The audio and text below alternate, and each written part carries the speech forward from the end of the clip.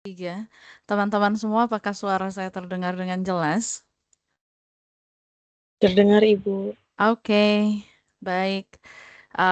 Sebelumnya saya mohon maaf, ini ada kendala ya dengan kamera di laptop saya. Mungkin kalau Anda lihat itu kamera saya buka tapi yang kelihatan backgroundnya doang. Nggak apa-apa, semoga tidak mengurangi semangat kita untuk kuliah pagi hari ini. Baik, bismillahirrahmanirrahim. Assalamualaikum warahmatullahi wabarakatuh. Waalaikumsalam warahmatullahi wabarakatuh. Waalaikumsalam warahmatullahi wabarakatuh. Oke, baik. Gimana kabarnya hari ini semua? Baik Ibu, alhamdulillah. Alhamdulillah sehat. Selamat tahun baru ya. Semoga di tahun yang baru ini doa-doanya terkabul. Apa yang sedang diusahakan itu menjadi terwujud ya, sehat, panjang umur dan apapun yang menjadi doa dan harapan Anda dapat diwujudkan oleh Allah Subhanahu wa taala. Senang sekali ketemu lagi. Jadi hari ini agenda kita adalah untuk mereview apa yang sudah kita lakukan satu semester ini. Teman-teman, sekarang ini kalau kita lihat di jadwal, ya, kalau kita lihat di jadwal, eh hari ini kita itu ada di pertemuan ke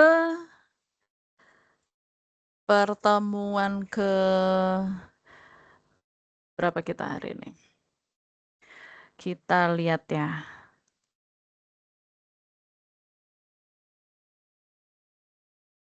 Iya, teman-teman mungkin terlihat apa yang saya share di depan. Ya, jadi kalau jadwal kuliah kita itu dimulainya di Rabu tanggal 4 dan kita itu akan dijadwalkan selesai pada tanggal 8 Juli 2026. Nah, hari ini kita ada di Rabu 17 Juni. Ini kalau ada di agenda ini berarti ini adalah sudah diagendakan untuk pertemuan yang ke-13. Sehingga kita tersisa ada 3 pertemuan lagi. Nah, materi kita sudah selesai, teman-teman semua. Dan saya ingin mengucapkan selamat dan terima kasih kepada seluruh kelompok, dari kelompok 1 sampai dengan kelompok 6 atas apa yang sudah Anda presentasikan di kelas. Ya, saya mengerti itu menjadi sebuah materi yang mungkin baru untuk Anda, tetapi Anda sudah mempelajarinya dengan baik dan mempresentasikannya dengan baik. Dan di kelas juga kita bisa saling bertukar pikiran dan berdiskusi dengan baik dan kalian mendapatkan pembelajaran dari situ. Saya ingin berterima kasih dan mari kita berikan tepuk tangan melalui tombol emoticon untuk Anda semua. Boleh teman-teman kasih saya reaction applause. Terima kasih. Sekaligus nanti menandakan kehadiran Anda bersama dengan saya dan kita semua di kelas ini pada pagi hari ini. Oke, saya mau review sedikit ya. Saya mau ngobrol-ngobrol nih dengan beberapa kelompok. Teman-teman kelompok 1 boleh raise hand nggak? Kelompok 1 mana? Boleh raise hand teman-teman kelompok 1. Yang merasa kelompok 1, silahkan raise hand. Oke, mana coba? Mana angkat tangannya teman-teman kelompok 1. Saya masih pegang sih catatannya. Oh ya, teman-teman kelompok 6, saya sudah barusan siapkan folder untuk pengumpulan makalah dan juga PowerPoint presentation-nya di Edlink. Silakan untuk teman-teman mengupload tugas makalah dan juga presentasinya di Edlink untuk teman-teman kelompok 6. Nah, untuk semua dari Anda, kita udah mau UAS.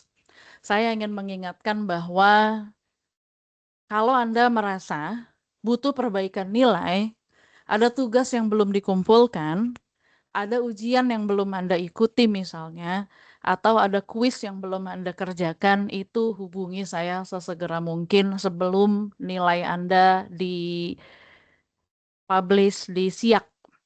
Karena kalau seandainya nilai itu sudah terpublish di SIAK, terus Anda baru menghubungi saya, misalkan tiba-tiba, oh nilainya E, misalnya gitu ya, nggak lulus, terus Anda baru menghubungi saya tidak melayani perbaikan nilai. Tolong ini dicatat dengan baik untuk semua mahasiswa. Selalu permasalahannya sama tuh dari semester ke semester, tiba-tiba nilainya D atau tiba-tiba nilainya E, memang karena yang dapat E atau dapat D itu umumnya biasanya yang pertama adalah karena memang kehadirannya di bawah 80%. Nah, teman-teman yang kehadirannya di bawah 80% sesuai dengan aturan universitas, Anda tidak diizinkan untuk mengikuti ujian akhir semester ataupun mendapatkan nilai untuk UAS Anda. Jadi, teman-teman yang kehadirannya di bawah 80, nanti teman-teman boleh cek-recek kehadirannya, Anda nggak bisa UAS. Ya, gitu. Itu yang pertama. Nah, biasanya apalagi yang bikin nilainya bermasalah adalah tugas yang tidak lengkap, tidak dikumpulkan, ujian yang tidak diikuti. Teman-teman, izinkan saya kembali mengingatkan bahwa kita punya tugas kelompok, itu juga masuk di materi penilaian, di rubrik penilaian. Jadi, tugas kelompok ada makalah, dan juga presentasi yang Anda lakukan di kelas, itu masuk ke komponen penilaian. Lalu ada tugas pribadi, yaitu yang merancang dan membuat KPI, Key Performance Indicator. Ya, cek tuh Anda udah kumpulin belum tugas membuat KPI. Ya, tadi udah tugas kelompok, tugas pribadi, kehadiran minimal 80%, kemudian adalah ujian tengah semester. Nah, itu juga masuk ke komponen penilaian dengan bobot yang cukup besar. Jadi kalau Anda UTS-nya 0, ya ngeri-ngeri sedap kan, Anda nggak ikut, ya itu bisa sangat dipastikan nanti nilai akhirnya nggak bisa maksimal. Karena bobotnya itu sampai dengan 30% tuh untuk UTS. UAS lebih tinggi lagi. Kemudian kita ada kuis, ya yang teman-teman kerjakan sebelum UTS, itu juga masuk ke buku nilai. Kemudian nilai dari keaktifan Anda gitu ya, semakin Anda aktif, bertanya, berdiskusi itu bonus-bonusnya akan makin banyak. Dan yang terakhir adalah ujian akhir semester. Nah, nanti ujian akhir semesternya itu saya tidak akan membuat soal seperti UTS yang lalu. Jadi nanti bentuknya adalah final project yang akan Anda kerjakan masing-masing. Dan itu bentuknya nanti adalah membuat video. Nah, berhubung materi kita sebenarnya sudah selesai sampai dengan presentasi di kelompok 6, nanti saya akan jelaskan proyek UAS-nya itu apa. Nah, tapi sebelum ke situ mungkin teman-teman ada yang ingin didiskusikan nggak? Atau ada yang ingin ditanyakan nggak terkait dengan materi manajemen kinerja? Nah, kita coba breakdown ya bahasan yang sudah dibahas oleh kelompok dari mulai 1 sampai 6. Di awal perkuliahan saya sudah menyampaikan mengenai apa sih itu manajemen kinerja, kemudian konsep dasarnya, dan waktu pertemuan di kelas saya menyampaikan mengenai performance journey, ada beberapa alat-alat ukur dan alat-alat penilaian yang digunakan di dalam manajemen kinerja seperti apa namanya manajemen by objektif dan sebagainya. Nah, kemudian kelompok 1 itu mereka sudah mempresentasikan mengenai perencanaan strategis perusahaan dan perencanaan kinerja. Di mana fokusnya adalah bagaimana visi besar organisasi itu diturunkan menjadi target kerja individu. Benar ya, kelompok 1 gitu ya. Jadi yang pertama Anda membahas mengenai konsep dasarnya, apa sih?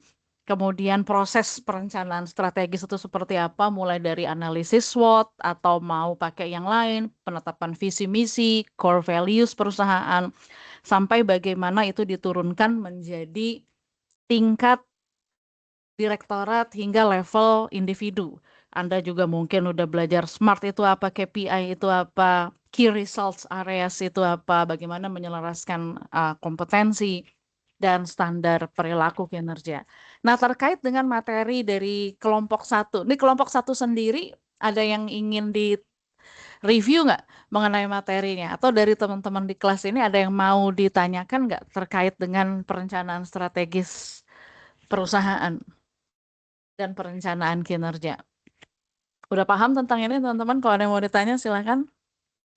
Masih ada yang mau ditanyakan sebelum kita ke UAS nanti? Masuk ke proyek UAS. Ada yang mau tanya? Aman? Wah, bahaya nih.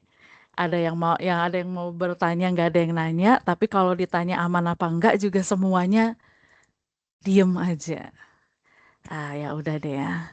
Coba saya pilih aja deh. Random ya. Kita ngobrol-ngobrol. Coba saya mau ke Siti Maria. Siti Maria, Assalamualaikum. Waalaikumsalam Ibu. Apa kabar? Alhamdulillah baik. Alhamdulillah baik. Boleh ngobrol-ngobrol dikit ya. Siti Maria, apa yang kamu masih ingat tentang materi dari kelompok satu?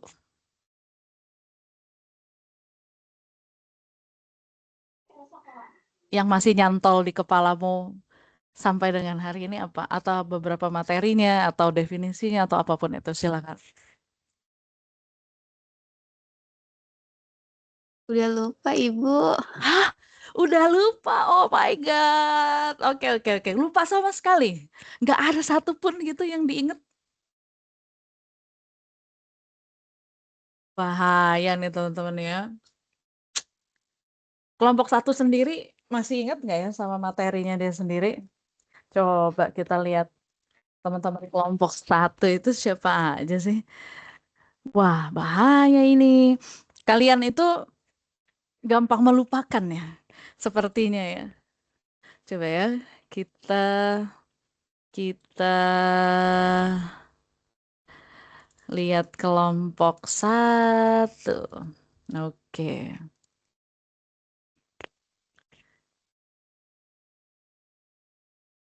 baik. Coba teman-teman kelompok satu masih ingat nggak materinya sendiri? Sorry,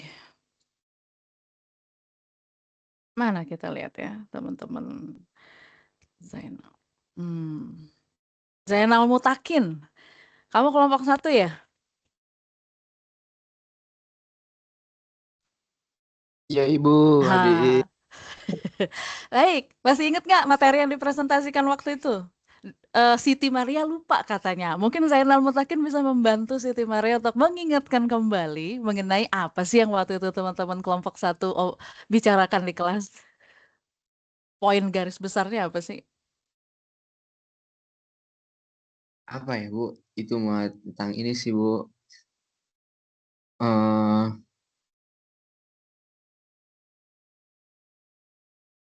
Susah juga ya jelasinnya gimana ya? Boleh buka catatannya, coba teman-teman lihat ya, makalah atau PPT kalian. Ingatkan kembali, kita hari ini merefresh pikiran kita nih, refreshing lagi sebelum kita memasuki pekan ujian akhir semester. Mungkin nanti nggak apa-apa, Zainal, boleh apa yang kamu ingat aja, nanti yang lain akan bisa menambahkan, ada Devi, Octavia, mungkin setelah itu bisa menambahkan, Devi kan juga satu kelompok kan, sama Zainal, nanti mungkin Selsa, Saudin, dan yang lain-lain bisa menambahkan. Silakan mungkin ke Zainal dulu. eh untuk lowongan pekerjaan sih Bu ya. Mm-mm. eh Perputaran karyawan dan penyelenggaraan pelatihan itu. Waktu itu kalian kan topik besarnya adalah perencanaan strategis, betul ya? Judulnya ya, ya kan? Betul Ibu. Yes, betul ya. Judulnya adalah perencanaan strategis perusahaan dan perencanaan kinerja. Oke. Di dalam perencanaan strategis itu apa saja yang waktu itu kalian ulas di dalam perencanaan strategis, terus dalam perencanaan kinerja? Masih ingat nggak teman-teman ngulas apa sih di presentasi dan di makalahnya waktu itu? Mungkin ya Bu ya, itu aku. Nah, perencanaan strategis itu kayak berperannya itu dalam menentukan arah dan tujuan jangka panjang organisasinya. Sedangkan perencanaan kinerjanya itu berfungsi untuk memastikan strategisnya itu dapat dijalankan dengan baik dalam kegiatan operasionalnya gitu, Bu. Oke, itu garis besarnya seperti itu. Baik, Siti Maria udah mulai ingat belum setelah Devi menyampaikan garis besarnya dan teman-teman yang lain? Semoga udah mulai ingat ya. Oke, jadi di dalam perencanaan strategis dan perencanaan kinerja, si perencanaan strategis itu yang kemudian menjadi acuan untuk nanti semua orang menjalankan kinerjanya masing-masing agar tujuan perusahaan itu selaras dengan tujuan individu. Betul atau betul begitu teman-teman? Betul. Betul ya? Baik. Sehingga duluan mana kalau gitu yang dibuat? Visi misi perusahaan atau perencanaan kinerjanya duluan?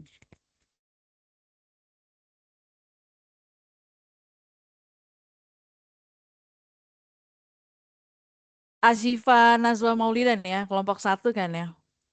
Asyifa ya. Oke. Asyifa, Betul, Ibu. ya. Mana duluan kalau gitu yang dibikin? Visi, misi, core values perusahaan, atau perencanaan kinerjanya dulu? Menurut Asyifa, visi misi dulu, Bu. Oke, kenapa visi misi dulu?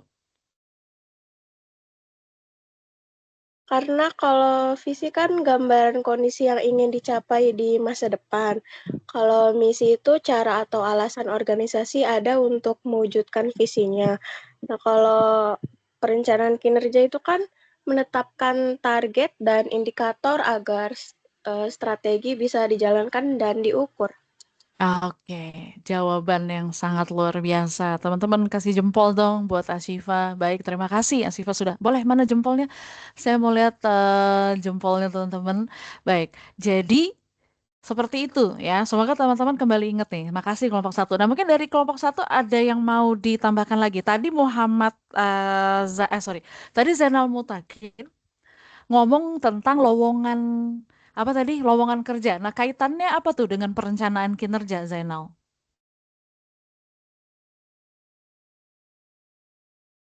Nanti mungkin kalau dari teman-teman yang lain mau bertanya boleh ya. Kita hari ini diskusi refresh, inget-inget dikit gitu. Jangan teman-teman sampai lupa banget nih. Zainal, gimana? Tadi mau cerita mengenai lowongan pekerjaan itu kaitannya dengan perencanaan kinerja seperti apa? Ya sih Bu, itu kayaknya nggak termasuk dengan ini sih Bu, tentang apa sih perencanaan strategi perusahaan. Tapi lowongan kerja itu masuk ke perencanaan kinerja kan? Bisa jadi sih Bu. Memang masuk. Jadi gini loh, teman-teman itu kan di dalam perusahaan kinerja tuh harus sangat direncanakan mulai dari apa? Posisi apa aja yang dibutuhkan, betul kan? Misalkan satu perusahaan butuh divisi apa aja. Setiap divisi tuh butuh berapa karyawan. Kemudian karyawan-karyawan ini harus punya skill apa aja. Karyawan-karyawan ini level pendidikannya apa aja. Kemudian mereka apa sih yang dibutuhkan selain skill dan kompetensi? Mungkin ada sikap atau perilaku kerja tertentu yang dibutuhkan. Misalnya eh, berani apa namanya bisa bekerja di dalam tekanan dan sebagainya. Itu semua itu bukan yang tiba-tiba ujuk-ujuk keluar seperti itu. Jadi ketika lowongan kerja dibuat, kemudian disebarkan sampai kepada proses interview, sampai kemudian penerimaan pelatihan, ada training, kemudian coaching dan sampai orang itu siap untuk terjun bekerja di perusahaannya itu semua adalah bagian dari perencanaan kinerja. Sehingga perusahaan itu ketika menentukan saya butuh pegawai berapa, kompetensinya apa, jumlahnya berapa, berapa karyawan masuk, berapa keluar, itu adalah tugas dari perencanaan kinerja. Dan targetnya apa, KPI-nya apa, ya bayangkan ya teman-teman ya. Jadi membuat sebuah perencanaan kinerja itu bukan sesuatu hal yang tiba-tiba, bukan sesuatu hal yang ujuk-ujuk terjadi, tetapi itu memang sesuatu hal yang harus sangat direncanakan. Targetnya harus direncanakan, dan kemudian nanti ada alat ukurnya, seperti yang tadi disampaikan oleh teman Anda, ada alat ukurnya. Perencanaan kinerja itu merencanakan sekaligus nanti membuat alat-alat ukurnya. Jadi kurang lebih seperti itu. Semoga teman-teman ingat. Nah, terus kelompok dua nih, mana teman-teman kelompok dua ya? Kita review sedikit. Kelompok dua membahas mengenai monitoring, ya implementasi manajemen kinerja. Jadi teman-teman kelompok 2 itu kemarin menyampaikan kepada kita semua di kelas bagaimana rencana kinerja itu dijalankan. Jadi kalau kelompok 1 berbicara perencanaan strategis dan kemudian membicarakan mengenai perencanaan kinerja, ya, yang fokusnya adalah bagaimana visi besar organisasi diturunkan menjadi target kerja individu. Kelompok 2 fokusnya adalah bagaimana rencana itu dijalankan, dipantau, dan dikawal sepanjang tahun. Itulah yang namanya fase monitoring. Nah, saya mau ngobrol nih sama teman-teman kelompok 2 ya. Hita Heliansyah. Assalamualaikum Hita. Waalaikumsalam, Miss. Kabar gimana hari ini? Alhamdulillah baik. Alhamdulillah baik. Boleh dong diingetin dikit teman-temannya supaya mereview kembali materi yang kemarin teman-teman kelompok 2 sampaikan terkait dengan implementasi kinerja. Ya, baik, Miss. Jadi, waktu kelompok 2 membahas tentang materi implementasi manajemen kinerja, kita itu membahas tentang seperti pengertian manajemen kinerja itu seperti apa, kemudian kayak tujuan manajemennya itu seperti apa, seperti mencapai tujuan organisasi gitu secara efektif dan efisien gitu, menyelaraskan tujuan organisasi, kemudian fungsi-fungsi manajemen kinerja, kemudian juga ada faktor-faktor kinerja individu yang dipengaruhi gitu tuh. Manajemen kinerja ini fungsinya itu seperti apa kayak gitu. Terus juga membahas tentang manfaat manajemen kinerja bagi organisasi, manajer atau individu. Kayak manfaat manajemen kinerja itu bagi organisasi itu seperti kayak meningkatkan kinerja dan produktivitas, Bu. Terus juga mendukung pelatihan, pengembangan dan perubahan. Seperti itu, Bu. Juga membahas tentang model-model manajemen kinerja dan pelaksanaan kinerja itu seperti apa. Oke, baik ya. Berarti implementasi itu ada di siklus yang mana? Siklusnya kan ada 4 ya, masih ingat ya, dari mulai planning, monitoring, evaluating dan rewarding di akhir. Perencanaan, pelaksanaan, evaluasi dan penghargaan. Ya, kelompok kamu fokusnya berarti membahas yang di monitoring ya. Bener ya?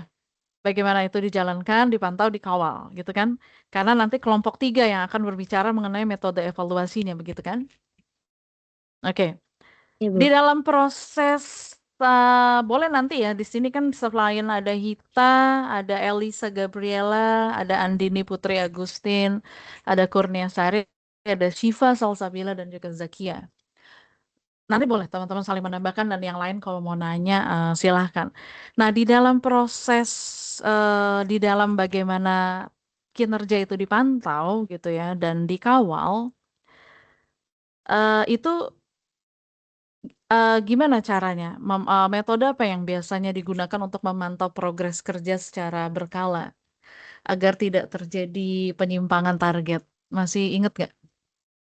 Gimana proses monitoring dan tracking kinerja itu terjadi di perusahaan?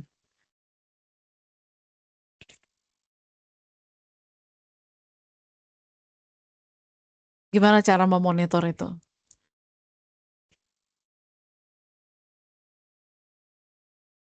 Teman-teman masih ingat? Silahkan. How to monitor, ya karena di implementasi kita bicara monitoring. Monitoring itu dilakukannya per bulan, per hari, per tahun, atau gimana?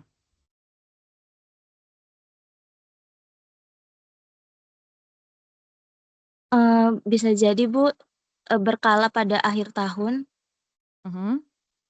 Nah, data akhir tahun itu didapetinnya dari mana?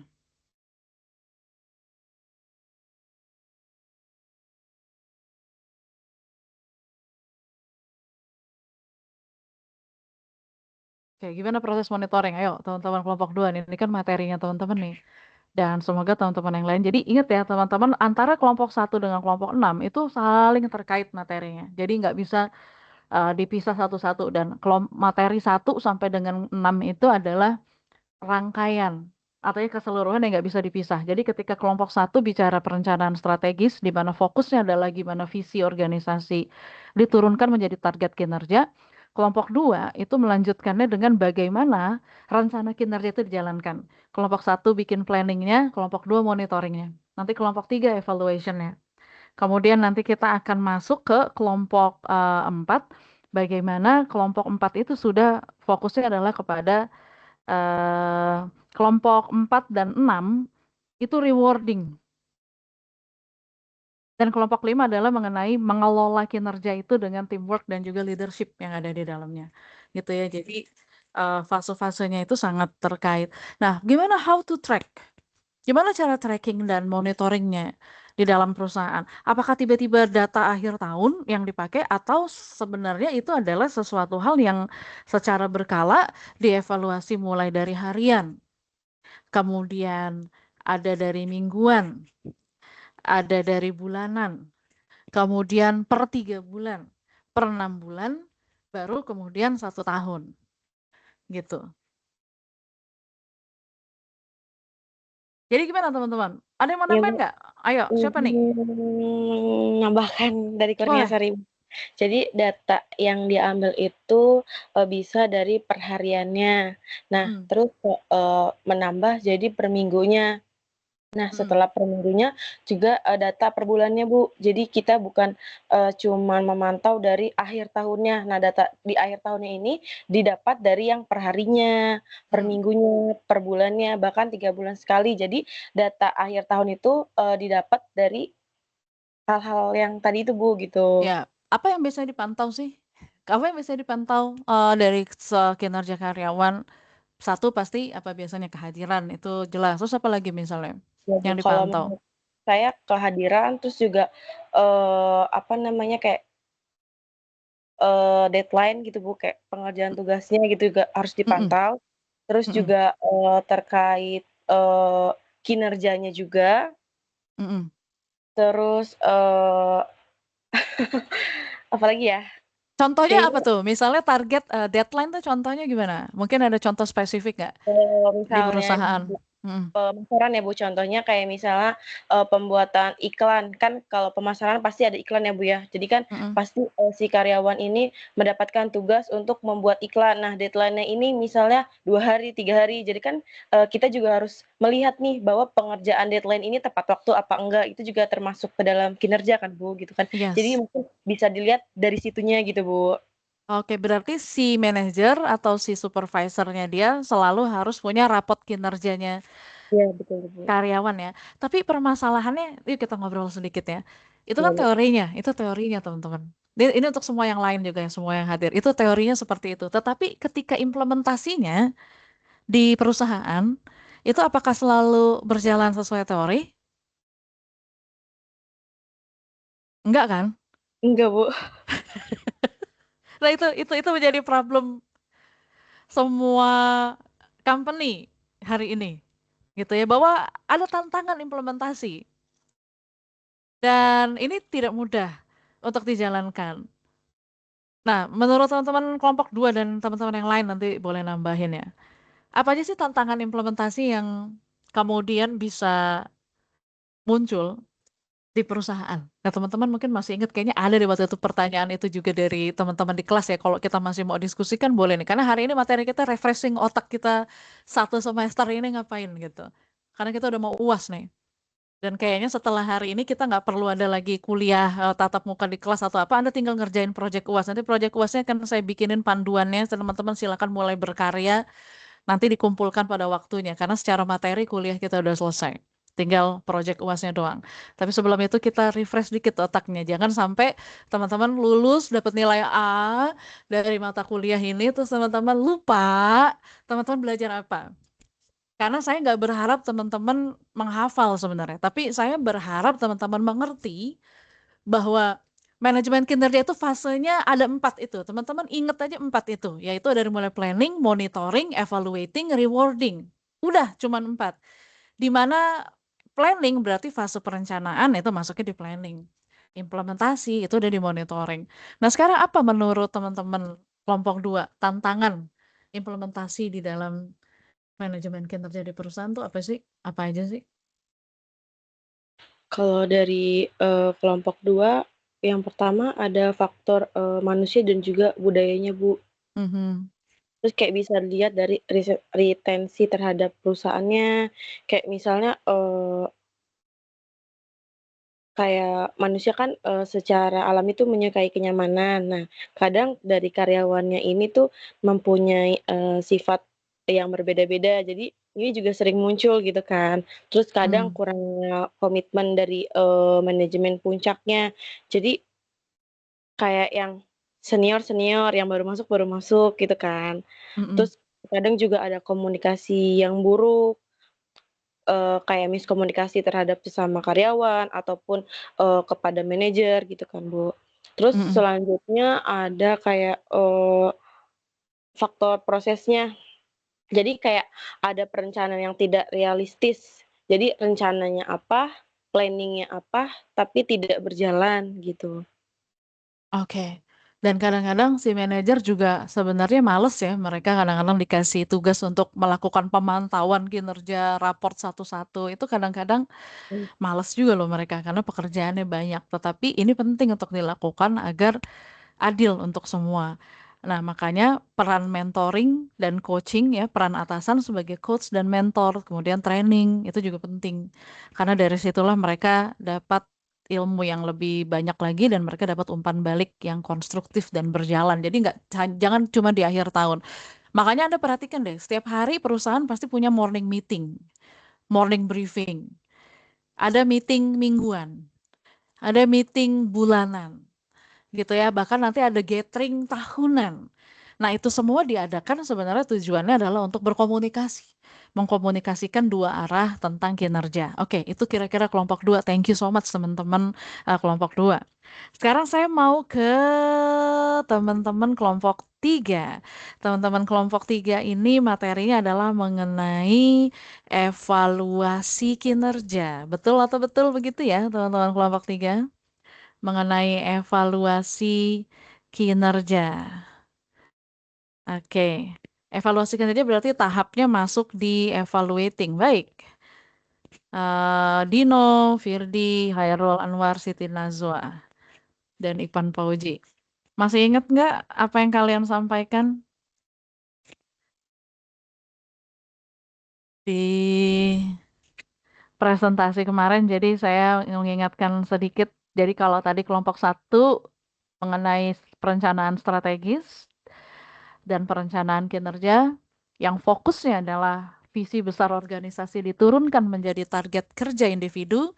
Kelompok 2 membahas mengenai implementasi manajemen kinerja, yaitu fokus pada bagaimana rencana kinerja dijalankan, dipantau, dan dikawal sepanjang tahun.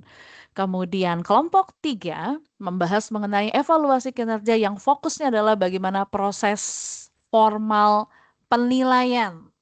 Jadi ini fokusnya sudah kepada penilaian dan metodenya. Baik, silakan teman-teman kelompok 3. Esensi evaluasi kinerja apaan sih? Dino dan kawan-kawan, silakan. Perbaikan kinerja, Bu. Oh, kenapa Ipan? Esensinya dari evaluasi kinerja adalah perbaikan kinerja. Ya, Oke.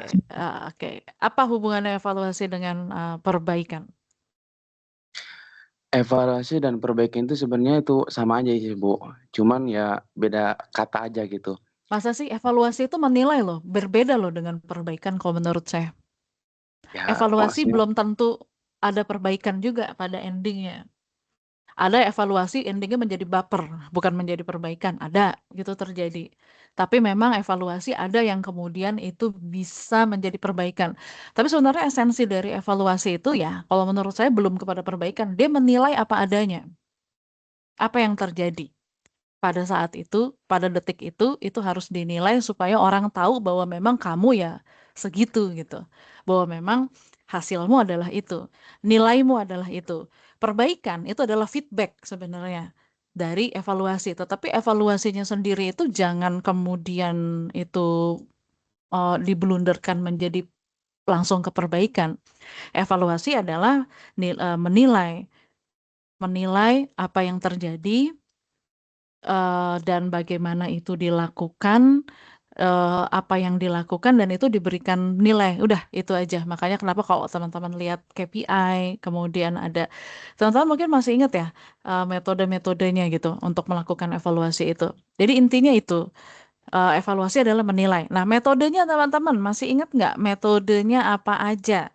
Teman-teman mungkin masih ingat bahwa metode penilaian kinerja itu ada manajemen by objektif, kemudian ada 360 derajat feedback, kemudian ada graphic scales, saya pernah jelaskan juga di kelas dan teman Anda mungkin juga sudah menyampaikan.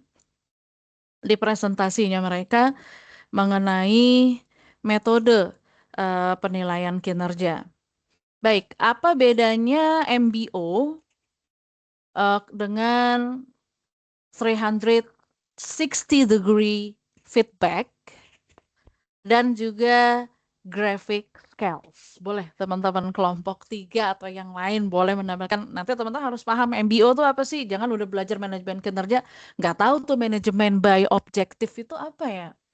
360 degree feedback itu apa ya? 360 derajat feedback itu apa ya? Graphic scales itu apa ya? Ya, boleh teman-teman kelompok 3. MBO itu apa sih? Manajemen by objective itu apa sih? Metode penilaian kinerja MBO itu apa sih? MBO ya. Manajemen by objective itu apa Hasil sih?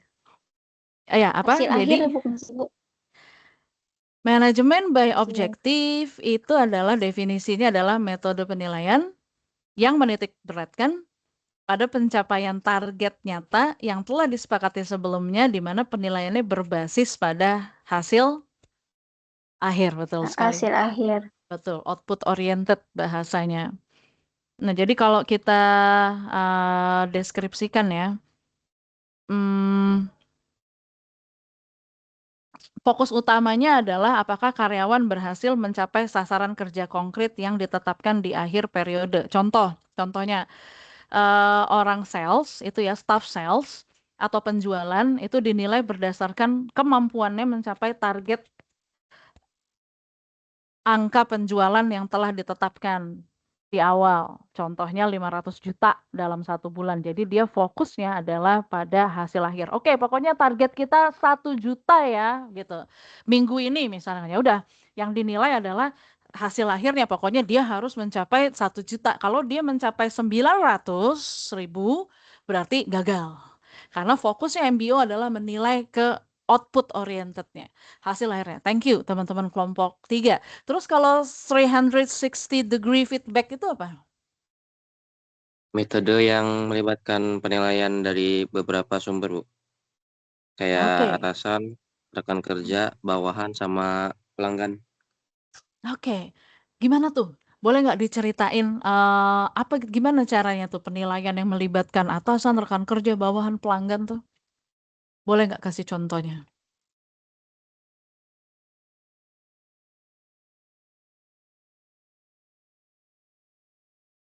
Iya, Contohnya betul. tuh Iya. Gimana? kadang gini ya, Bu.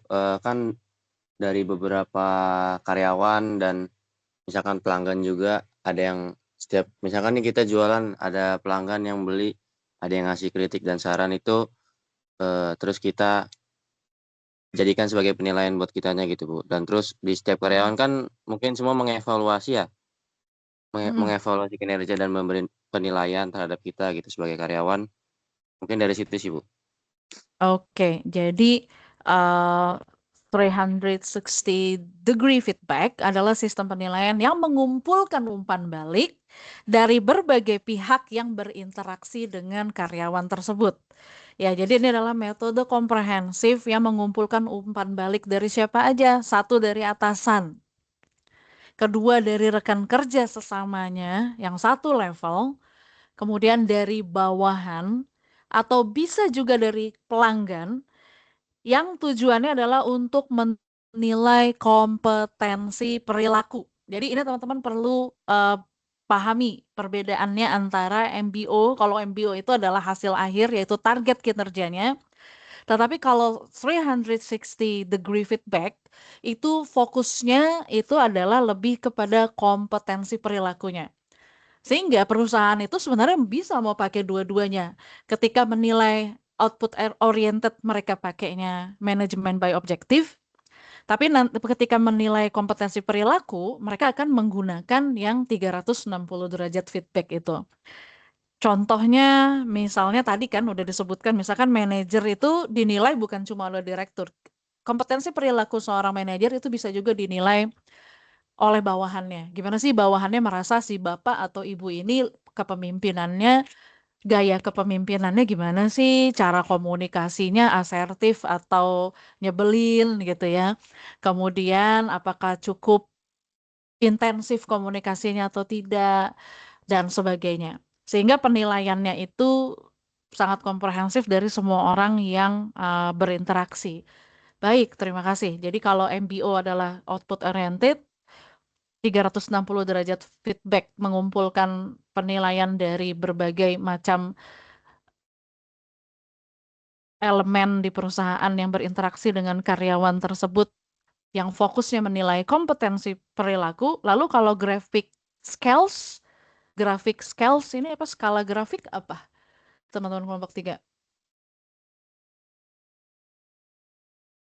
Metode apa tuh skala grafik? Teman-teman, ya silakan kelompok 3. Grafik kan tadi ada MBO udah, 360 degree feedback udah, lalu ada graphic scales tuh buat apa?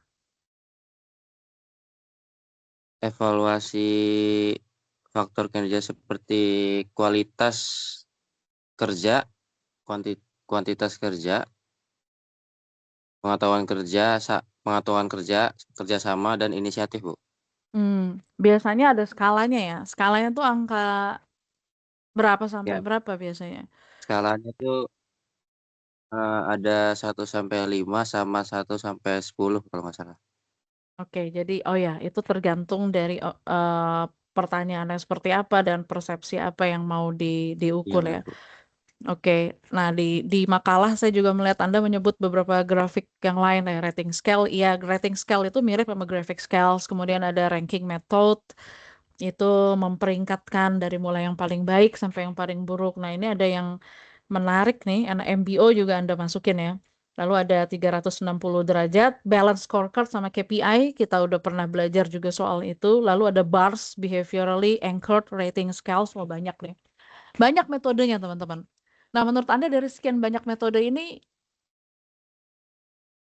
mana yang paling benar? Nggak ada ya, semua relatif tergantung dari kondisi perusahaan, dan metode itu sangat metode yang dipilih itu juga disesuaikan dengan situasi dan kondisi perusahaan. Jadi tidak ada satu metode yang paling pas untuk semua perusahaan. Oke, baik teman-teman kelompok 3, terima kasih. Ya, diingat ya teman-teman yang lain, dicatat bahwa metode penilaian itu ada metode tradisional seperti skala grafik, kemudian metode peringkat dan metode insiden kritis di mana dicatat setiap perilaku-perilaku buruk maupun yang baik selama periode evaluasi. Manajemen by objektif termasuk yang tradisional. Terus yang lebih modern itu ada 360 derajat, ada balance scorecard, ada key performance indicator atau KPI, kemudian ada BARS ya. BARS itu behaviorally anchored rating scales. Nah, itu silakan nanti teman-teman googling, tanya AI, perdalam. Karena nanti project UAS kita akan terkait dengan salah satu metode penilaian kinerja yang nanti akan Anda ulas. Saya akan minta Anda membuat video untuk membahas mengenai metode penilaian kinerja dan bagaimana cara menggunakannya, dan bagaimana Anda seolah-olah menjadi seorang konsultan manajemen yang diminta oleh klien Anda untuk membuat sebuah konsep metode penilaian kinerja. Nanti UASnya tentang itu. Ya, jadi teman-teman perdalam mengenai metode penilaian kinerja, termasuk yang sudah pernah teman-teman tonton kemarin videonya adalah mengenai OKR, Objective Key Results, yang digunakan di Google Corporation sebagai studi kasus.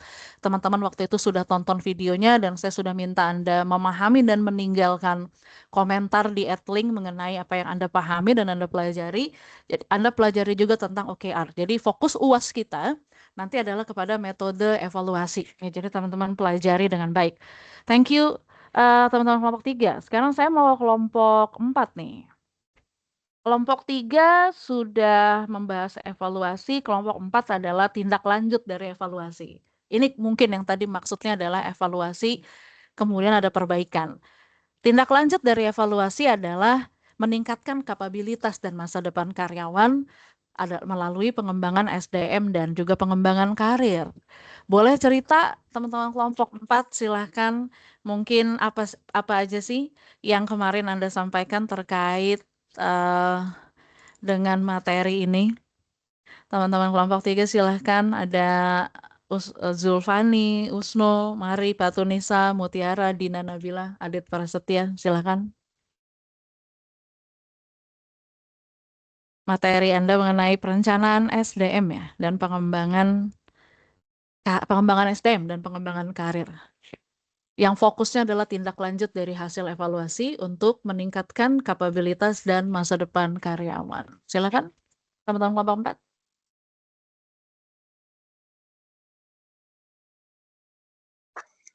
Izin ini ya Bu sedikit. Ya. Kita membahas tentang pengembangan SDM sama pengembangan karir. Yang pasti sangat berhubungan ya Bu, karena pengembangan SDM untuk meningkatkan kemampuan karyawan, sedangkan pengembangan karir untuk memberikan arah dan tujuan bagi karyawan. Oke. Nah, gimana caranya melakukan pengembangan SDM dulu deh? Pengembangan karir. Pengembangan SDM tuh bisa lewat apa aja sih caranya? Yang waktu itu kamu bahas di presentasi. Mengembangkan SDM tuh caranya dengan apa?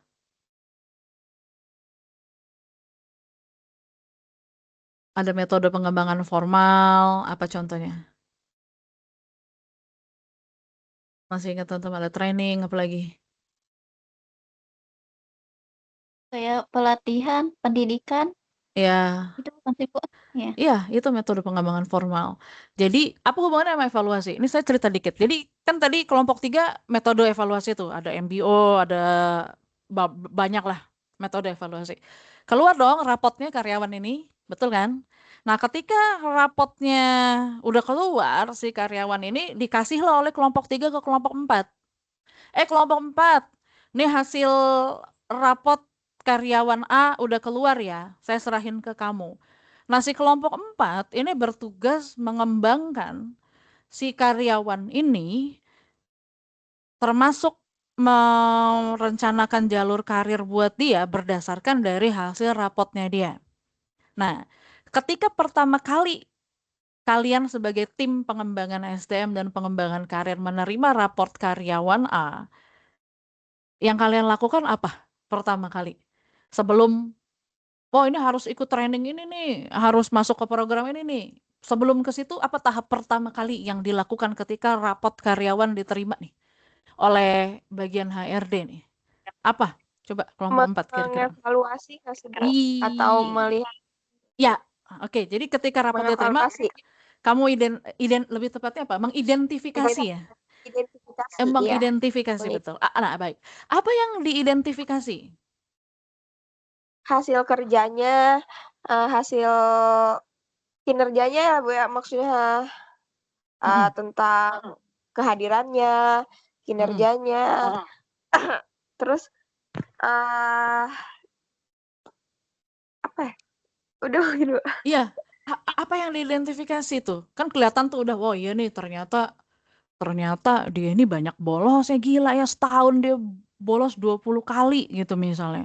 Wah, ternyata kinerjanya jelek nih gitu ya.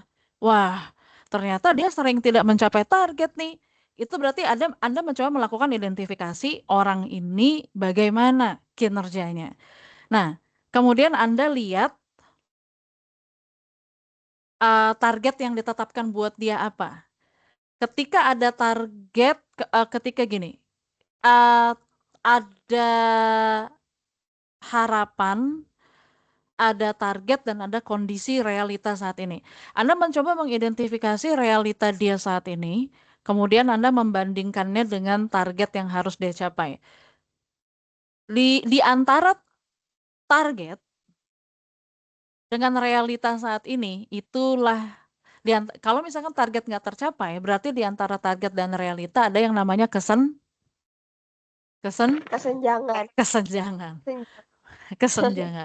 Betul. Itu namanya gap gitu ya. Nah, tugas Anda, ingat ya, ketika nanti udah jadi manajer HRD atau apapun nanti nih 5 tahun lagi kan insya Allah nih pada jadi pimpinan kan. Ketika nanti jadi pimpinan nih, atau Anda kerja di bagian HR, ketika itu rapot diterima tuh, kelompok 3 ngasih, woi ini rapotnya si X.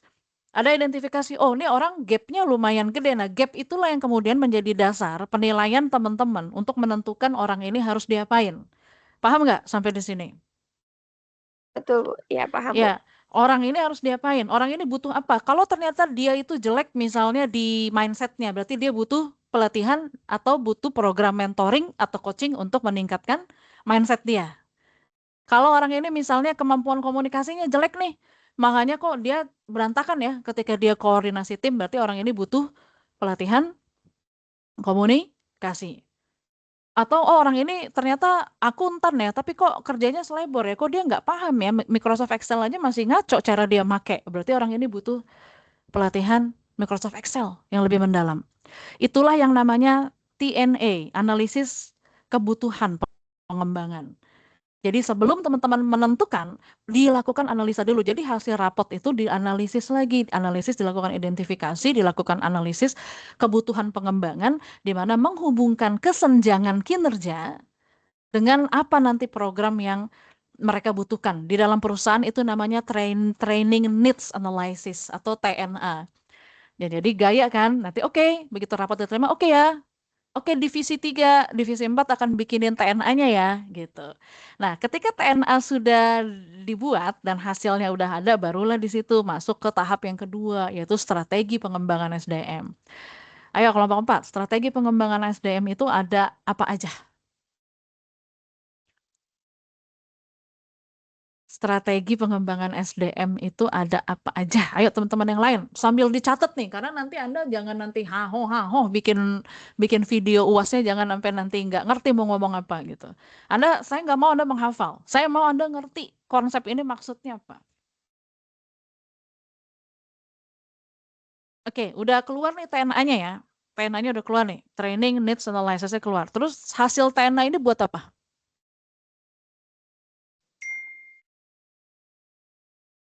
Hasil TNA-nya buat apa, teman-teman? Untuk Ayo, memperbaiki kinerja nggak sih, Bu? Mari Fatunisa, maksudnya memperbaiki kinerja gimana?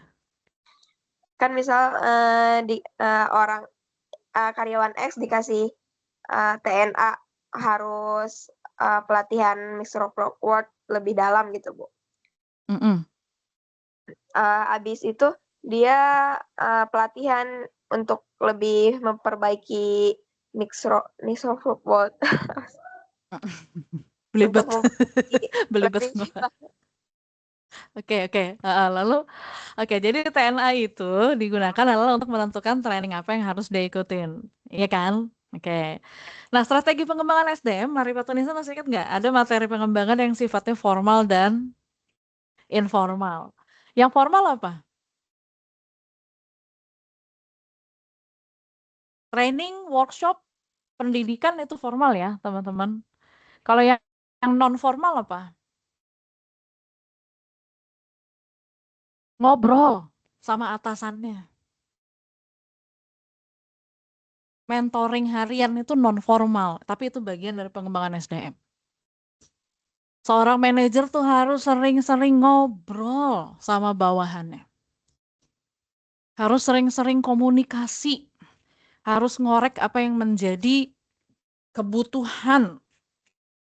Apalagi cross-functional project. Jadi misalnya cross-functional itu nuker-nuker ngerolling. Nah, Anda kalau pernah ya di kantor nanti mungkin, atau Anda pernah dapat cerita lah dari kakak, om, tante, atau siapapun yang mungkin kerja di perusahaan, kadang-kadang mereka di rolling itu per 6 bulan, misalkan anak sales di rolling disuruh kerjain bagian HR gitu, per 6 bulan mereka di rolling sehingga merasakan masing-masing itu bisa duduk di divisi yang berbeda, mereka bisa melihat dari point of view yang beda-beda sehingga mereka merasakan, oh gini ya rasanya kalau kerja di customer service, oh gini ya rasanya kalau seandainya saya kerja di bagian purchasing, oh gini ya rasanya kalau seandainya saya ngurusin SDM, oh gini ya rasanya jadi sekretaris si bos gitu.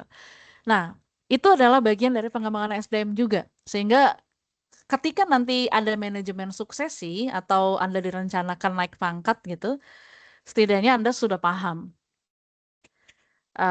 Baik, sampai sini bisa dipahami ya teman-teman kelompok 4? Bisa, Bu.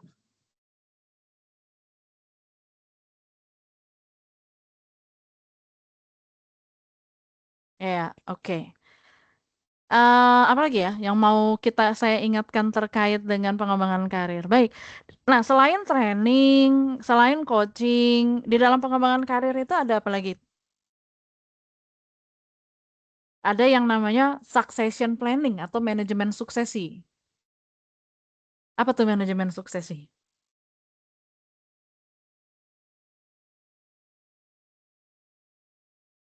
Menyiapkan karyawan potensial untuk menggantikan posisi penting ketika terjadi pergantian jabatan ya, Bu? Iya, 100. Betul sekali. Nah, kenapa manajemen suksesi ini menjadi hal yang krusial di perusahaan?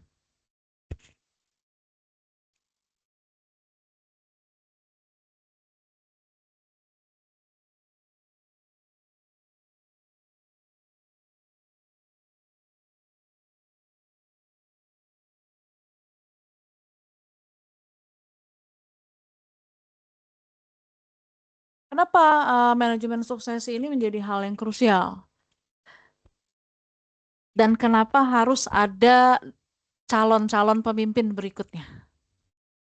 Dan kalau yang potensi udah pasti disiapin tuh untuk manajemen suksesi. Mereka akan dilatih khusus, di training khusus, di mentoring khusus, dimasukkan ke program-program leadership. Tapi sialnya begitu mereka udah matang, mereka dibajak sama perusahaan lain. Banyak tuh kasusnya begitu tuh. Mereka dibajak sama headhunter dengan gaji yang lebih gede gitu ditarik. Tapi ya itu sebuah resiko ya, resiko bisnisnya. Tapi bagaimanapun manajemen suksesi menjadi hal yang penting. Kenapa penting menurut teman-teman kelompok 4? Nanti mungkin teman-teman yang lain boleh nambahin.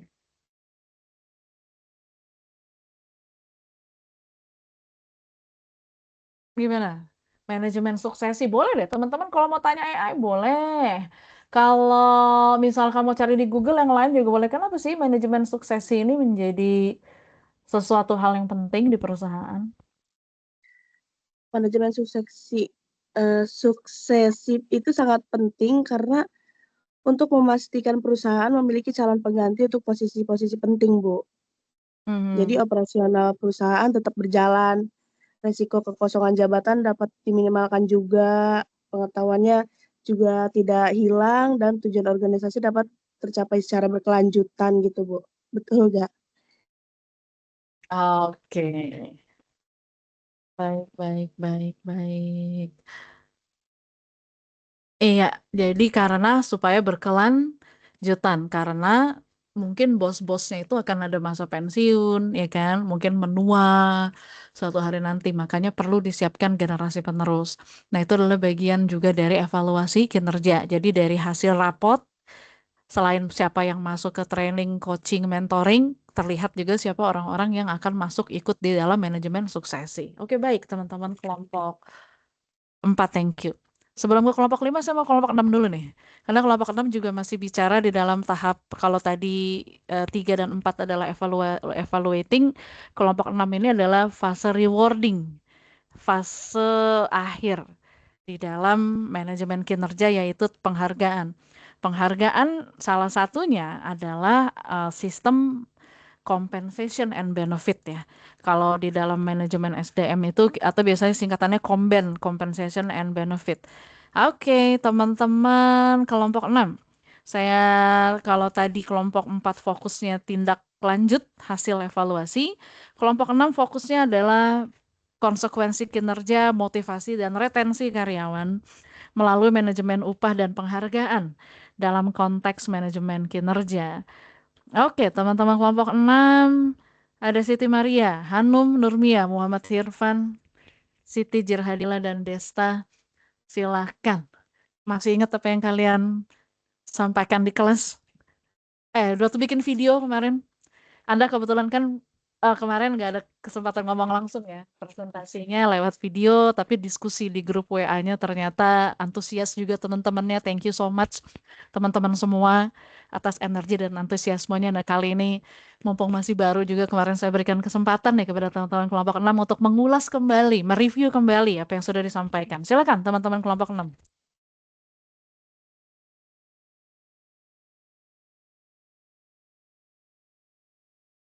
Siapa yang mau bicara? Silakan teman-teman kelompok 6.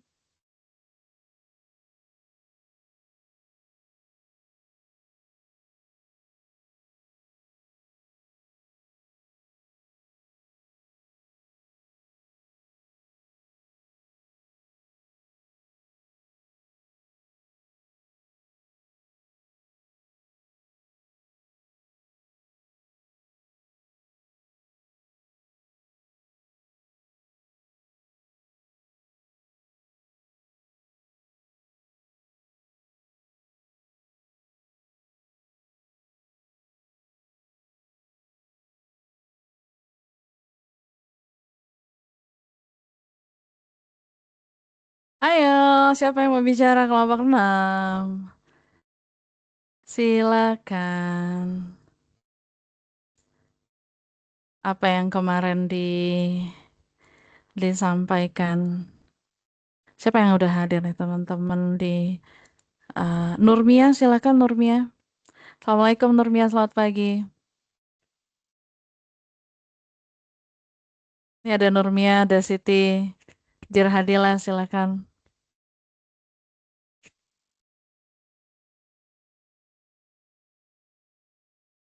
Nah, kelompok 6 itu ya Nurmia, Assalamualaikum. Waalaikumsalam Ibu. Gimana kabar hari ini, sehat? Alhamdulillah baik. Oke, ulas sedikit dong yang kemarin diomongin, dinaikin ke YouTube itu. Apa garis besarnya? Kemarin itu kelompok 6 membahas itu tentang sistem manajemen upah dan penghargaan dalam konteks manajemen kerja. Itu di sini isinya tuh ada peran strategi sumber daya manusia, terus masalah ketidakterhubungan penilaian dan upah, terus ada fenomena sistem upah di Indonesia, terus ada peran institusi pendidikan dalam solusi, terus ada konsep manajemen kinerja, definisi strategi manajemen kinerja itu merupakan proses berkelanjutan yang menyelenggarakan tujuan individu dengan visi organisasi guna meningkatkan efektivitas secara sistematis dan integrasi melalui pengembangan kompetensi karyawan. Terus ada perbedaan dengan penilaian tradisional. Terus ada fokus pada siklus terpadu. Lalu ada peran dalam pengembangan SDM. Ada konsep sistem manajemen upah itu definisi upah dan kompensasi. Upah itu merupakan imbalan finansial sebagai hak pekerja yang dinyatakan dalam bentuk uang sebagai balas jasa.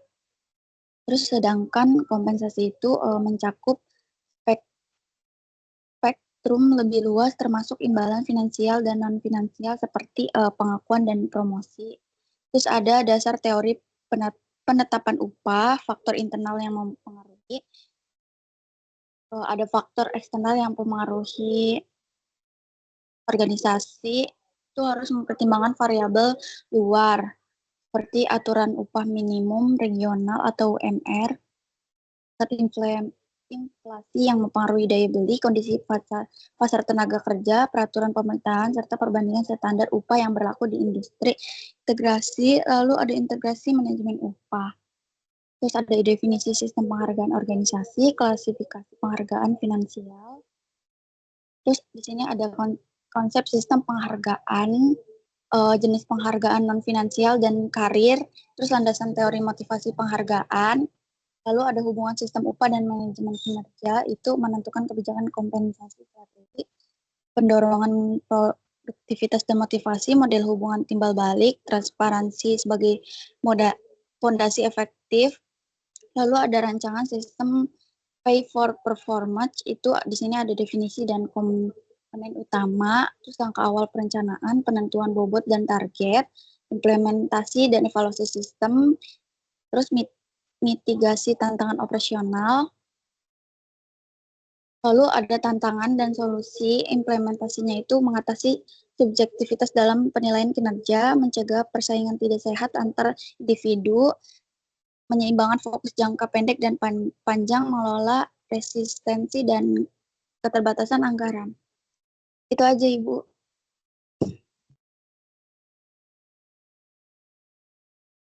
Oke, baik.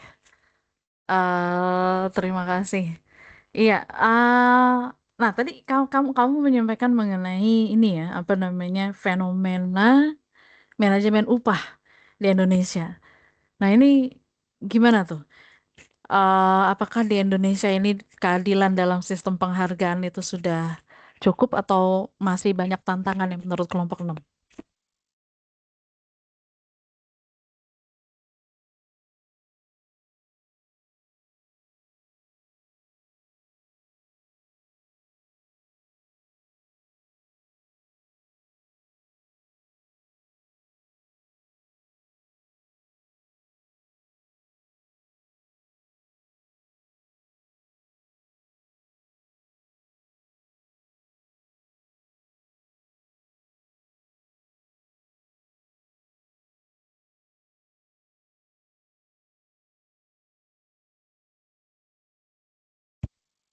Indonesia gimana sih rata-rata perusahaan sistem manajemen upahnya? Menurut keadilan dalam sistem penghargaan di Indonesia itu masih menghadapi banyak. Mohon maaf, suaranya putus-putus. Oh iya, Bu. Sekarang udah belum, Bu? Ya, udah lebih jelas, lebih jelas. Menurut kelompok 6 itu keadilan dalam sistem penghargaan di Indonesia masih menghadapi banyak tantangan. Meskipun pemerintahan telah menetapkan berbagai aturan mengenai pengupahan dan hak-hak pekerja, penerapannya di setiap perusahaan belum selalu sama, Ibu. Ya, apalagi sekarang kita lagi menghadapi tantangan ekonomi global, dolar lagi tinggi-tingginya, perusahaan udah mulai dakdikduk ya. Kita berharap PHK tidak terjadi gelombang yang besar-besaran karena kalau seandainya bisnis tidak survive, ini juga efeknya nanti pasti akan ke karyawan. Oke, jadi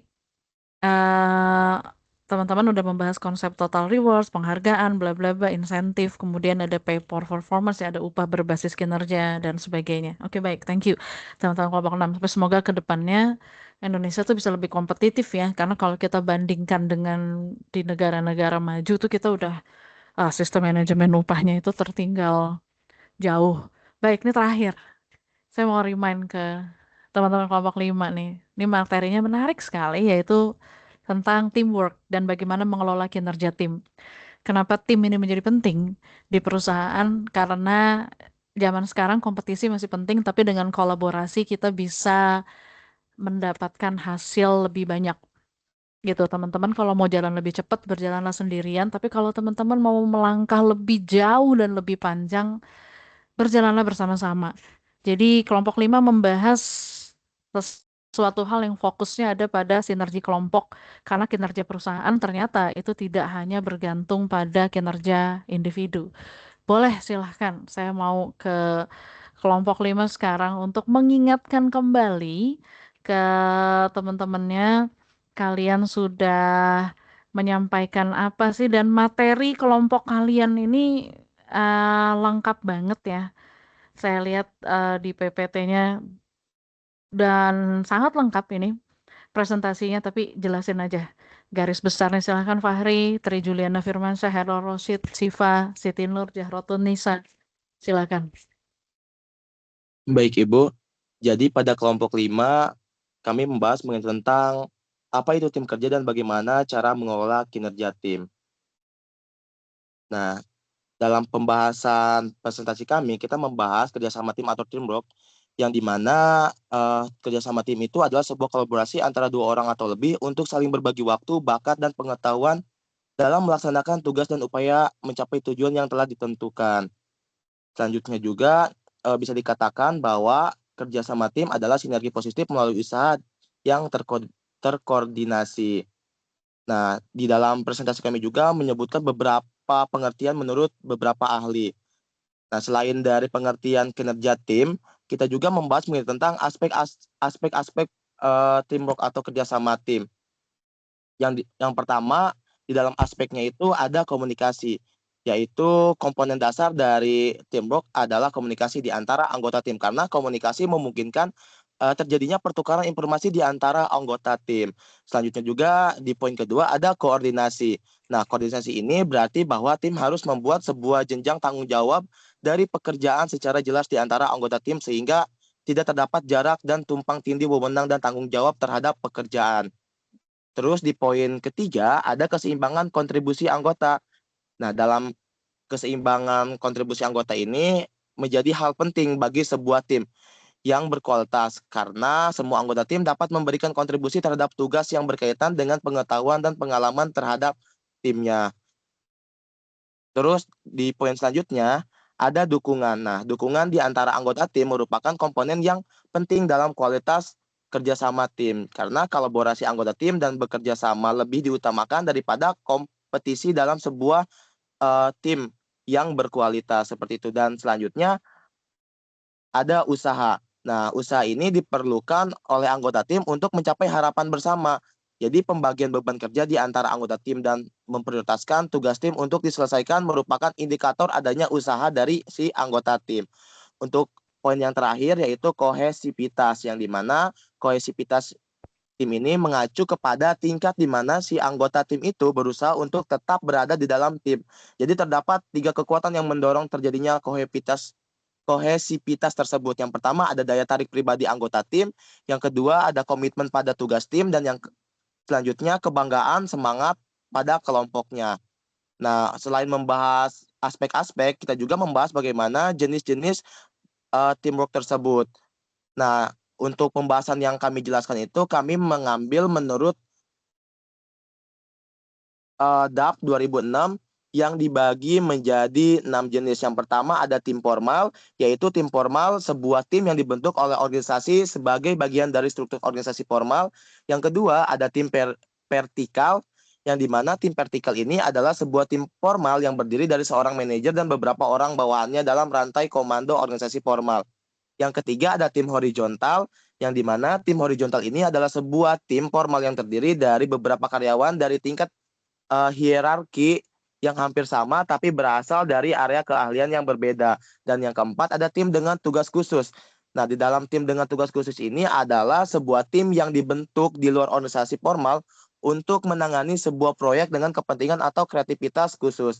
Di poin kelima ada tim mandiri, yang dimana tim mandiri adalah sebuah tim yang terdiri dari 5 hingga 20 orang pekerja dengan beragam keterampilan yang menjalani rotasi pekerjaan untuk menghasilkan sebuah produk atau jasa secara lengkap, dan pelaksanaannya diawasi oleh seorang anggota terpilih. Dan yang terakhir adalah tim pemecah masalah. Tim pemecahan masalah biasanya terdiri dari 5 hingga 12 karyawan yang dibayar per jam dari departemen yang sama, di mana mereka bertemu untuk mendiskusikan cara memperbaiki kualitas, efisiensi, dan lingkungan kerjanya. Terus kita juga mengambil dari Harianja 2006 juga. Nah, teamwork itu dapat dikelompokkan menjadi 3 bentuk. Yang pertama ada problem solving team. Problem solving team itu adalah sebuah tim yang dibentuk untuk mengatasi berbagai masalah yang muncul dalam upaya memperbaiki produktivitas pada kinerjanya. Selanjutnya juga ada sub manager team, yang dimana sebuah tim yang dimaksud untuk memperbaiki produktivitas dengan memberikan kewenangan pada kelompok untuk mengatur kerja mereka, misalnya menjadwalkan kerja, menentukan metode kerja, dan mengawasi anggota.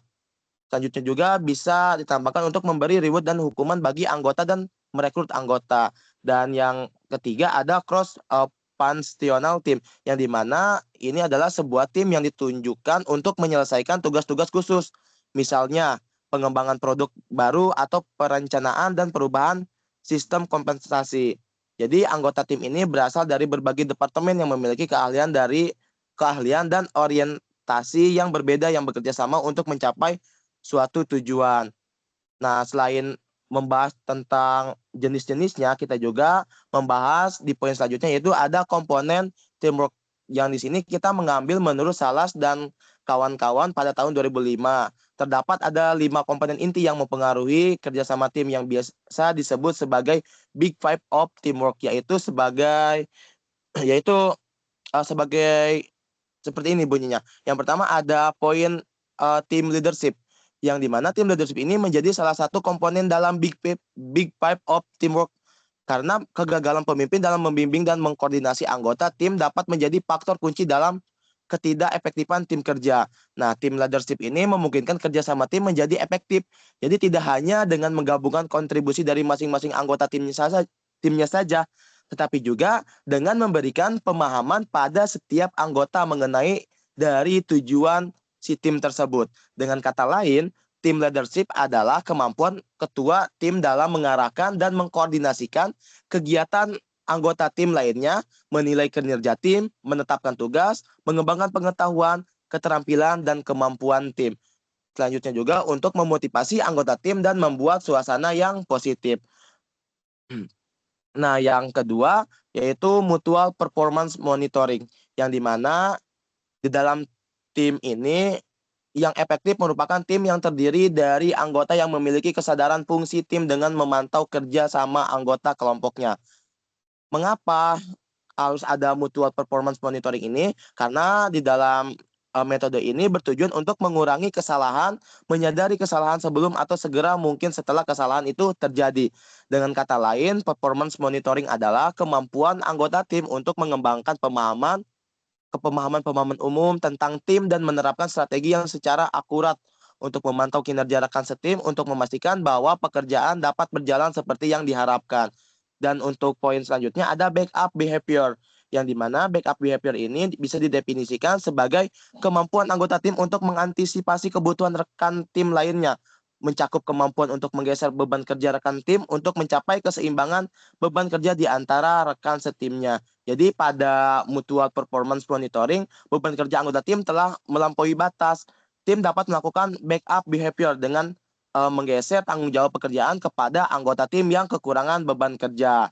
Selanjutnya juga ada adaptability, yang dimana ini sebagai kemampuan untuk menyesuaikan strategi berdasarkan informasi dari lingkungan, realokasi rekan tim, dan mengubah perilaku data terjadi perubahan lingkungan.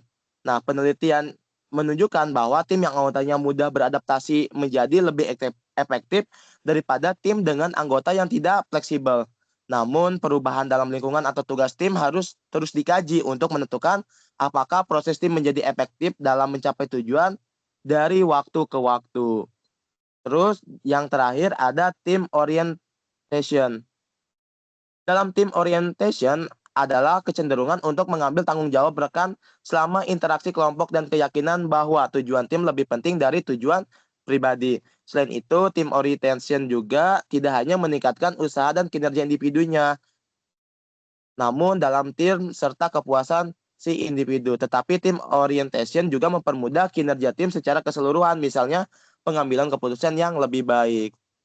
Untuk di poin selanjutnya kita juga membahas bagaimana tahap-tahapan dalam perkembangan si kinerja tim atau teamwork tersebut. Nah, di sini kita mengambil materi menurut Griffin dan kawan-kawan pada tahun 2004, yang dimana sebuah teamwork yang solid dan baik dapat terwujud melalui tahapan perkembangan dengan menggunakan 4 poin ini. Yang pertama ada forming atau pembentukan, yang dimana adalah tahapan para anggota setuju untuk bergabung dalam satu tim. Karena kelompok baru dibentuk, maka setiap orang membawa nilai-nilai, pendapat, dan cara kerjanya sendiri-sendiri. Nah, yang kedua ada storming atau merebut hati. Di tahap ini, kekacauan mulai timbul dalam tim. Seperti pemimpin yang telah dipimpin seringkali dipertanyakan kemampuannya, dan anggota kelompok tidak ragu-ragu untuk mengganti pemimpin yang dinilai tidak mampu. Terus yang ketiga ada norming atau pengaturan norma. Di tahap ini di mana individu-individu dan subgrup yang ada dalam tim mulai merasakan keuntungan bekerja bersama dan berjuang untuk menghindari tim tersebut dari kehancuran atau dari bubar. Karena semangat kerjasama sudah mulai timbul. Setiap anggota mulai merasa bebas untuk mengungkapkan perasaan dan pendapatnya kepada seluruh anggota tim. Dan yang terakhir ada performing atau melaksanakan, yang dimana tahapan ini merupakan titik kulminasi di mana tim sudah berhasil membangun sistem yang memungkinkannya untuk dapat bekerja secara produktif dan efisien. Pada tahapan ini keberhasilan tim akan terlihat dari prestasi yang ditunjukkan. Selanjutnya kita juga membahas faktor yang mempengaruhi kemampuan dari kinerja tim atau teamwork tersebut. Kita juga tetap mengambil materi dari Griffin dan kawan-kawan pada tahun 2004, yang dimana terdapat ada 5 faktor yang mempengaruhi kinerja tim. Yang pertama ada kepercayaan terhadap rekan kerja, yang dimana kualitas kinerja tim yang baik dalam organisasi akan tercapai jika di antara pegawai dapat menumbuhkan rasa percaya terhadap rekan kerjanya. Yang kedua ada pengayaan pekerjaan atau job achievement kepada anggota tim dalam mencapai tujuan kelompoknya. Nah, pengayaan pekerjaan penting untuk dilakukan kepada anggota tim supaya mereka memahami dan merasakan pekerjaan yang dilakukan oleh rekan kerja yang lainnya. Dan poin ketiga ada kebebasan anggota tim untuk lebih otonom. Nah, hal ini memberikan kesempatan kepada anggota tim untuk menunjukkan kemampuan mereka secara optimal dan kebebasan berkreasi sehingga memudahkan mereka mengambil keputusan ketika menghadapi masalah dalam pekerjaan. Di poin keempat, ada kepercayaan mengenai peran dan tanggung jawab anggota tim. Nah, anggota tim perlu diberikan kepercayaan mengenai tugas dan tanggung jawab supaya mereka tidak saling melempar kesalahannya kepada rekan timnya, sehingga nanti dapat menimbulkan permasalahan dalam pekerjaan. Dan di poin yang terakhir atau poin kelima, ada umpan balik di antara sesama anggota tim. Nah, umpan balik ini diperlukan diberikan kepada sesama anggota tim supaya mereka mengetahui kesalahan yang perlu diperbaiki dalam melaksanakan pekerjaan sehingga dapat dipecahkan bersama. Sedangkan kita juga mengambil materi menurut Heckman pada tahun 2000, ada sekitar 7 faktor yang mempengaruhi kemampuan teamwork. Jadi selain kita mengambil materi dari Griffin tadi yang ada 5 poin, kita juga mengambil materi dari Heckman 2000, tahun 2000. Yang pertama ada tujuan dan arah yang jelas. Jadi tim itu butuh tujuan untuk memusatkan tujuan mereka dan mengevaluasi kinerja mereka. Nah, yang kedua ada pemimpin yang baik. Karena pemimpin dibutuhkan untuk mengatur hubungan internal dan eksternal dari anggota tim dan untuk menghadapkan tim ke tujuan bersama. Dan di poin ketiga ada tugas yang sesuai. Nah, dalam pelaksanaan tugas itu memang kita harus sesuai dan kompleks sehingga anggota tim memerlukan usaha untuk mencapai target yang telah ditentukan oleh tim. Di poin keempat ada lingkungan yang saling mendukung. Nah, lingkungan ini dalam tim harus saling mendukung dan anggota juga harus cukup kuat dan berwibawa untuk mengizinkan anggota tim untuk membuat dan melaksanakan keputusan secara bersama. Dan di poin kelima ada bertanggung jawab. Dalam setiap tim harus mampu menghadapi tantangan yang diberikan oleh si tim, sehingga menjadikan semangat, kebanggaan bagi anggota tim dalam menyelesaikan tugasnya. Di poin keenam, mampu berkomunikasi dengan baik. Nah, poin ini sangat penting karena setiap anggota tim harus mampu bekerja sama dengan anggota lainnya sehingga tidak terjadi munculnya miskomunikasi dalam anggota tim yang lainnya. Dan di poin terakhir ada hubungan interpersonal. Para anggota tim perlu untuk berhubungan baik dengan satu dengan yang lainnya. Komunikasi dan memecahkan konflik, mereka harus saling mendukung, menunjukkan perhatian sehingga merasa menjadi satu keluarga. Mungkin seperti itu Ibu, cukup. Terima kasih. Oke, baik. Ya, itu sudah sangat lengkap sekali ya, teman-teman. Oke, baik teman-teman, boleh kita kasih applause untuk Anda semua. Saya berterima kasih untuk seluruh kelompok yang sudah mempelajari secara mendalam materi masing-masing, kemudian sudah berbagi. Nah, semoga itu bisa diingat dengan baik oleh teman-teman semua. Oke, nanti berarti kita sudah selesai materi, jadi tidak ada pertemuan kita di kelas lagi untuk materi. Nanti dalam minggu ini saya akan informasikan kepada teman-teman mengenai proyek ujian akhir semester yang akan kita lakukan. Baik, saya akan lakukan presensi dulu hari ini untuk mengecek daftar kehadirannya teman-teman ya. Hari ini Rabu, 17 Juni 2026. Sambil cek-recek ya. Mari Patunisa. Hadir, Bu. Zulfani. Mutiara Ramadhani. Siti Jirdahilah. Hadir, Ibu. Siti Najwa. Siti Najwa hadir, Ibu. Fahri Alfian. Fahri hadir, Bu. Sigit Basudewo. Firman Salim Fadila. Tri Juliana Firmansyah, Nurmia, Hadir Ibu. Dino, Elisa hadir, Bu. Kurniasari, Hadir Ibu. Syifa Salsabila, Siva ada Bu, cuman nggak bisa on cam kayaknya Bu. Di roomnya ada Ibu. Ini, dia coba respon nggak nih? Syifa. Bisa direspon kah dengan suara atau emoticon atau reaction? Soalnya saya berharap sih yang hadir ke roomnya orangnya ya, bukan akunnya ya guys. Kayak Syifa, can you respond me? Kita coba hold dulu. Nanti kalau Syifa sudah bisa merespon, kita edit. Andini Putri Agustin.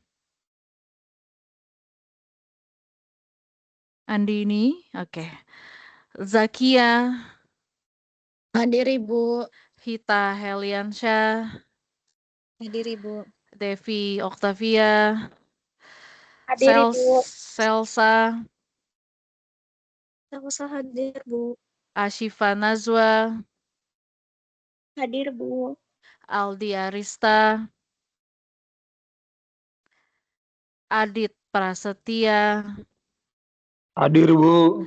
Usnul Khotimah. Husnul Khotimah hadir Ibu. Saudin. Saudin hadir Bu. Muhammad Aji. Zainal. Oh sorry. Zainal Mutakin. Dina. Nabila.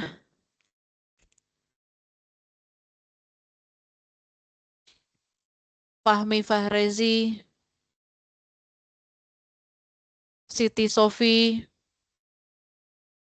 Hadir Ibu. Muhammad Hairul Rosyid. Hadir Ibu. Muhammad Irfan. Hadir Bu. Desta Sipa. Jahrotun Nisa. Hadir Ibu. Siti Maria. Hadir Ibu. Siti Nur. Hadir Ibu. Syifa Septia Pasha. Khairul Anwar. Walid Nurul Iman. Firdiansyah. Ipan Pauji.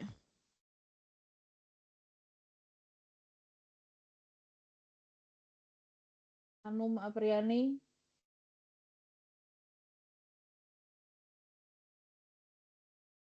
Ibu mohon maaf, tadi Zulfani habis dari toilet. Udah saya tambahin Hadir. Zulfani.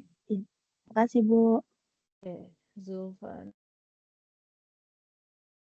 Ya, teman-teman boleh dicek dulu ya. Ada yang merasa namanya belum tersebut? Ibu Atau maaf, Syifa. ya? Ya. Syifa Salsabila Ibu. Oke.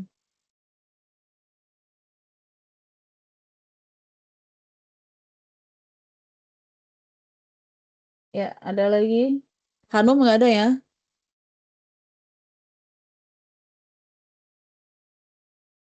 Oke, baik ya teman-teman. Sudah semua. Oke.